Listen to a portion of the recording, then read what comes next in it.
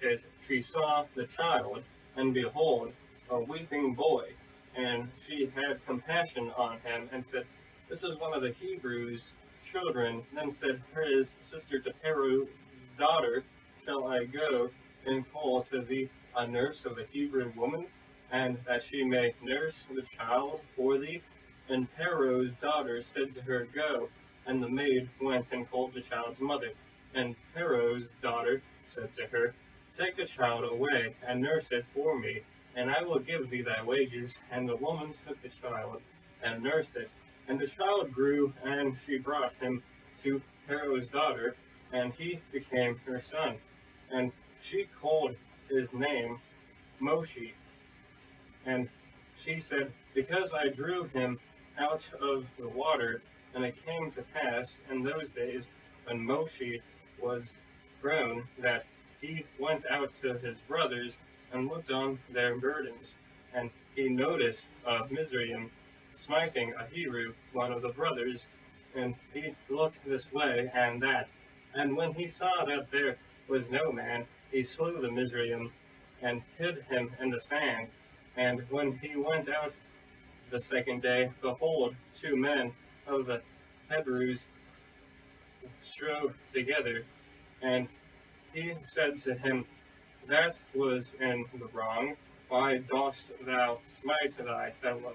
And he said, Who made thee a prince and a judge over us? Dost thou intend to kill me, as thou didst kill the Mizraim? And Moshe feared and said, Surely the thing is known. Now when Pharaoh heard this thing, he sought to slay Moshe. But Moshe fled from before Pharaoh and dwelt in the land of Midian. And he sat down by a well. Now the priest of Midian had 7 daughters, and they came and drew water and filled the troughs to water their father's flock. And the shepherds came and drove them away. But Moshe stood up and helped them, and watered their flock. And when they came to Reuel their father, he said, How is it that you are come so soon today? And they said, A Mizraim man delivered us out of the hand of the shepherds, and also drew water enough for us, and watered the flock. And he said to his daughters, And where is he? Why is that you have left the man? Call him, that he may eat bread. But Moshe was content to dwell with the man.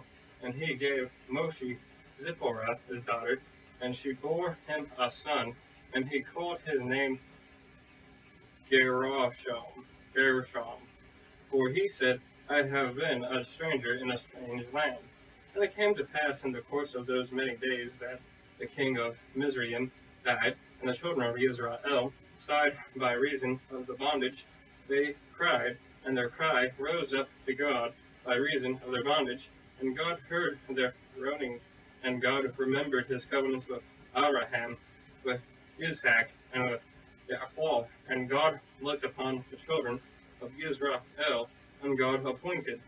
Now Moshe kept the flock of Yitro, his father-in-law, and the priest of Midian, and he had the flock far away into the desert, and came to the mountain of God, to Horeb, and the angel of the Lord appeared to him in a flame of fire out of the midst of a bush. And he looked, and behold, the bush burned with fire, but the bush was not consumed. And Moshe said, I will now turn aside and see this great sight, why the bush is not burnt. And when the Lord saw that he turned aside to see, God called to him out of the midst of the bush, and said, Moshe, Moshe. And he said, Here I am.